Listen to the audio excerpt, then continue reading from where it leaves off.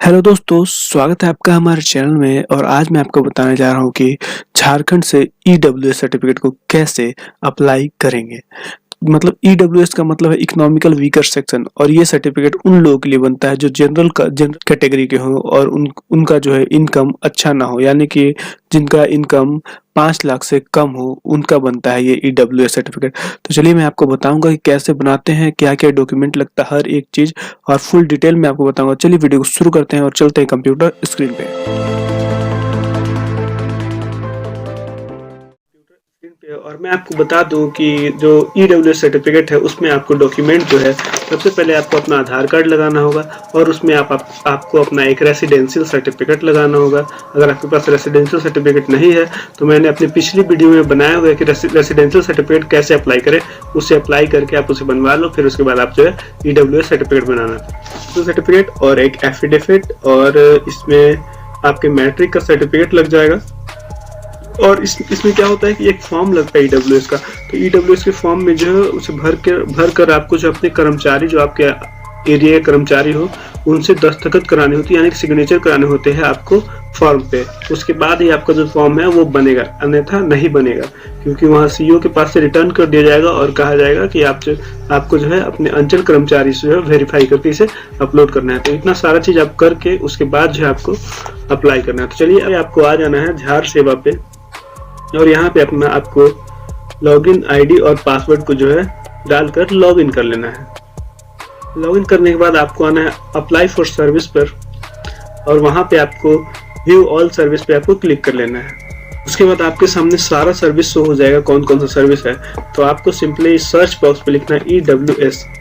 जैसे आप ईडब्ल्यूएस लिखोगे तो नीचे आ जाएगा लिखा हुआ income and assist E certificate of EWS. तो उस पर आपको सिंपली क्लिक कर देना है।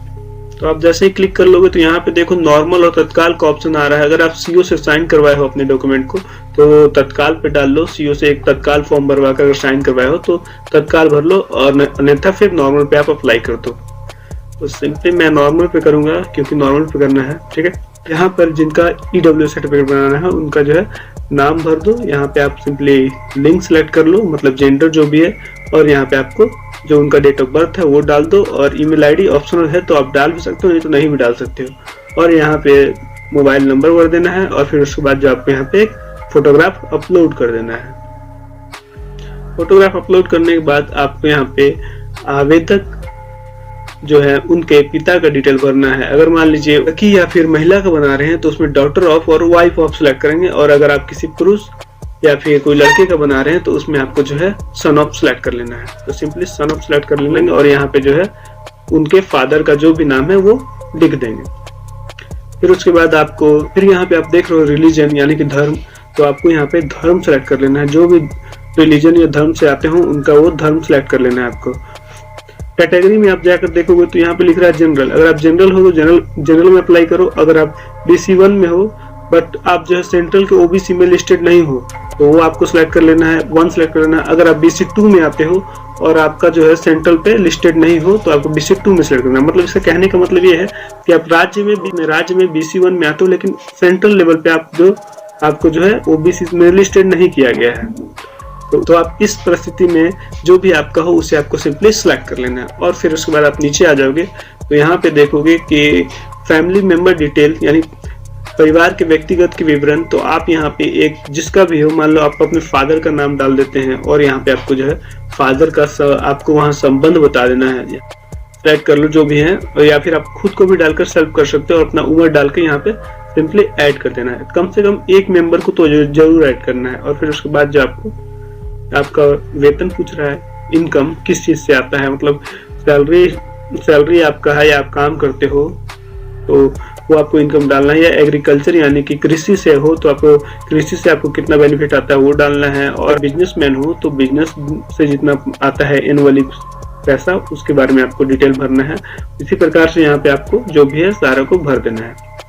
नीचे आओगे तो आप यहाँ पे देखते हो कि पारिवारिक संपत्ति की विवरण। इसमें आपसे पूछा जाता है कृषि योग्य भूमि का कुल क्षेत्रफल एकड़ में। अगर मान लो आपके पास कृषि योग्य भूमि है, आप खेती करते हो, तो आपको यहाँ पे जो है आपको जितना एकड़ में जमीन है आपको उस एकड़ में डिटेल आपको डालना है, ठीक है।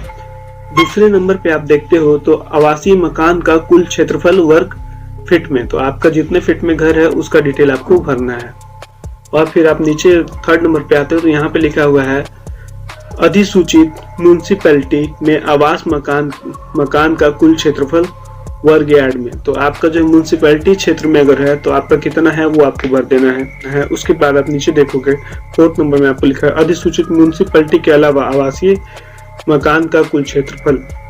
मान लो आप बनाए हो घर और उसके अलावा भी कुछ जमीन है तो उसके बारे में आपको पूरा डिटेल भरना है। और फिर उसके बाद जो आपको नीचे अपना परमानेंट एड्रेस यानी कि अस्थाई पता जो है आपको भरना है। उसके नीचे आप यहाँ पे देखोगे आपको अस्थाई पता भरना है और उसके नीचे आप देखोगे कि विलेज टाउन आपका जो भी शहर है और विलेज है उसे भर देना है। फिर उसके बाद आपको यहाँ पे स्टेट और ये पे आपको अपना डिस्ट्रिक्ट सिलेक्ट कर लेना है। आप जिस भी डिस्ट्रिक्ट से हो उस डिस्ट्रिक्ट को सिलेक्ट कर लेना है। और उसके बाद आपको यहाँ पे अपना सब डिवीजन यानी कि अनुमंडल को सिलेक्ट कर लेना है। आप जिस भी अनुमंडल से हो उसे सिलेक्ट कर लेना है। फिर उसके बाद आपको अंचल यानी कि सर्कल जो भी आपका है वो सिलेक्ट कर लेना है। फिर उसके बाद आपको अपना पोस्ट ऑफिस यानी कि डाकघर जो है आपको वो भर देना है।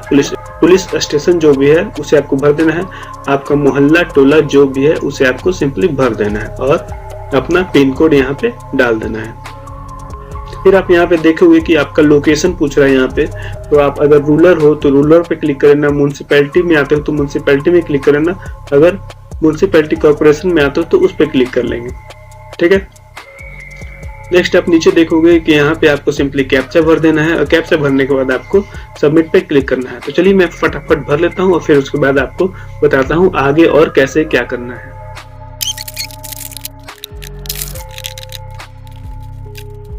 आपको भरने के बाद सिंपली सबमिट पे क्लिक कर देना है।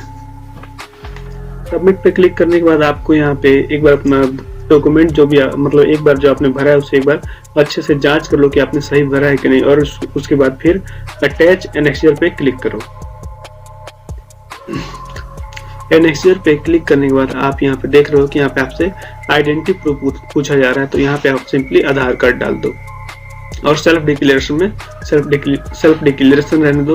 रेसिडेंशियल प्रूफ में आपके पास रेसिडेंशियल सर्टिफिकेट है तो उसे डाल देना है और यहाँ पे ईबीसी में अगर कास्ट है तो कास्ट डाल देना है। ठीक है, उसके बाद यहाँ पे जब आप चूज फाइल पे आते हो तो यहाँ पे आप क्या करो, सबको अलग नहीं एक ही पीडीएफ बना लो और उसके बाद आपको सिंपली जो है एक ही पीडीएफ बनाने के बाद से अपलोड कर देना है इसी पे।